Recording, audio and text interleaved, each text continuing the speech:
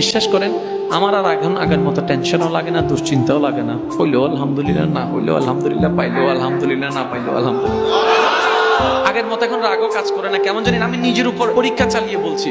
আপনি শুধু আপনার দুশ্চিন্তায়, টেনশনে, ভয়ে, তারপরে আপনার কেউ এসে বদনামের কথা শোনাচ্ছে, কেউ আপনার ক্ষতির কথা শোনাচ্ছে, কি করবেন ভবিষ্যতে এটা নিয়ে শোনাচ্ছে। শুধু আপনি একটা মাস, আমার কথাটা রাখেন, একটা মাস আপনি বুঝেন না বুঝেন, শুধু মনে মনে এদিকে শুনবেন আর মনে মনে বলবেন আলহামদুলিল্লাহ, আলহামদুলিল্লাহ, আলহামদুলিল্লাহ, আলহামদুলিল্লাহ।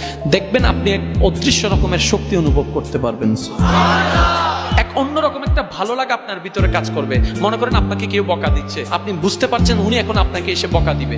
বকা দিলে আপনার মেজাজ গরম হয়ে যাবে, মন খারাপ হয়ে যাবে। উনি বকা দিতে আছে, আপনি শুধু নিচের দিকে তাকান, আলহামদুলিল্লাহ, আলহামদুলিল্লাহ, আলহামদুলিল্লাহ, আলহামদুলিল্লাহ, আলহামদুলিল্লাহ। এক কথাই হচ্ছে আল্লাহ আমি তোমার উপর খুশি আছি।